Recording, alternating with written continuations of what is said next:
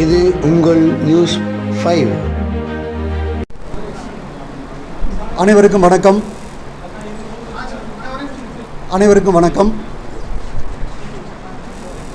NEET அப்படிங்கிற பிரச்சனை தமிழ்நாட்டில் தொடங்கி இன்னைக்கு இந்தியா முழுசும் மிகப்பெரிய அதிர்வுகளை ஏற்படுத்தி கொண்டிருக்கிறது. இதில் டேட்டாஸ் இல்லாமல் பொதுவாக பல கருத்துக்கள் இந்த நாட்டில் உலவிக்கிட்டு வருது. கடந்த 10 ஆண்டுகளாக மெடிக்கல் அட்மிஷன் தமிழ்நாட்டில் எப்படி நடந்துகிட்ருக்கு, அதை எப்படி டெவலப் பண்ணணுங்கிறதுக்காக தொடர்ச்சியாக நாங்கள் தகவல் அறிவும் உரிமை சட்டத்தை வழியாக பல தகவல்களை வாங்கியிருக்கிறோம். பல தடவை தமிழ்நாடு அரசுக்கு இது சம்பந்தமாக அதனுடைய வளர்ச்சிக்கு தகுந்த மாதிரி நாங்களுடைய கோரிக்கைகள்லாம் வச்சுருக்கோம். இப்போ என்ன பார்க்குறோன்னா, இந்த நீட் அளவுக்கு தமிழ்நாட்டை, இந்தியாவை பாதிச்சிருக்கு. நீட்டுக்கு முன்னாடி கல்வி சூழல் எப்படி இருந்துச்சு, நீட்டுக்கு பின்னாடி கல்வி சூழல் எப்படி இருக்குதுங்கிறத நம்ம பார்க்க போகிறோம். நாங்கள் எடுத்த டேட்டாஸ் மட்டும் இல்லை, ஆதாரபூர்வமாக அரசு எங்களுக்கு கொடுத்த டேட்டாஸ். இப்போது தமிழ்நாட்டில் ஸ்டேட் போர்டு இருக்குது, சிபிஎஸ்சி போர்டு இருக்குது. இந்த சிபிஎஸ்சி போர்டில் இருந்து 2013-14 வருஷத்தில் எவ்வளவு மாணவர்கள் மருத்துவத்துக்கு போனாங்க, ஸ்டேட் போர்டில் இருந்து எவ்வளவு மாணவர்கள் மருத்துவத்துக்கு போனாங்க அப்படிங்கிற டேட்டா எங்கள்கிட்ட இருக்குது. தமிழ்நாடு அரசு கல்வித்துறை, மருத்துவத்துறை கொடுத்தது. இதில்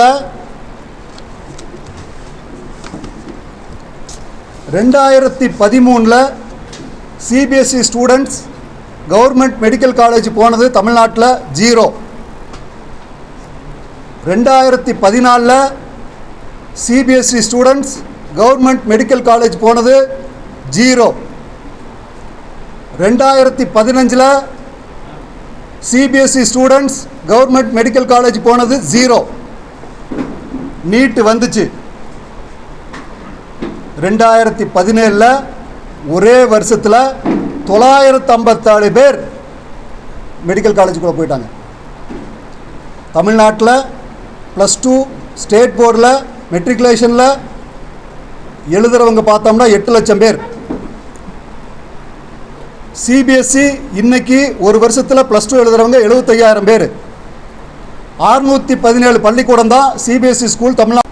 எம்பிபிஎஸ்க்கு போயிட்டு இருந்த நிலைமை மாறி சிபிஎஸ்சி ஸ்கூல் முழுசாக அதை ஆக்கிரமிச்சிட்டாங்க. எவ்வளவு சதவீதம் பார்த்தோம்னா நினச்சி பார்க்க முடியாத அளவுக்கு ட்ரெமண்டஸ் சேஞ்சு.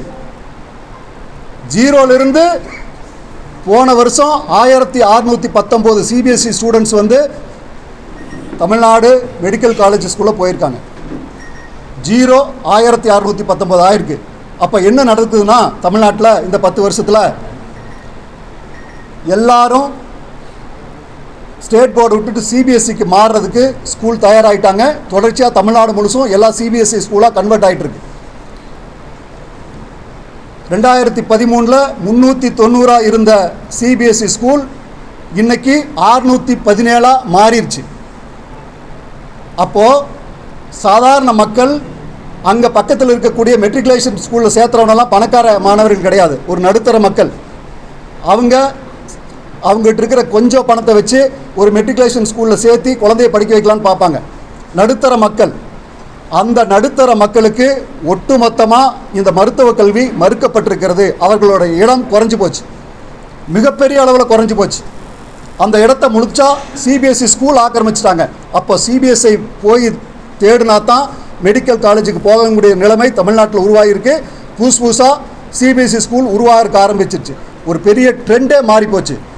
ஏன் சிபிஎஸ்சி ஸ்கூல் பிரச்சனை? சிபிஎஸ்சி ஸ்கூலில் கட்டணம் நிர்ணயம் கிடையாது. நீங்கள் மெட்ரிகுலேஷன் ஸ்கூலில் தமிழ்நாடு அரசு கட்டணம் நிர்ணயம் செஞ்சிருச்சு.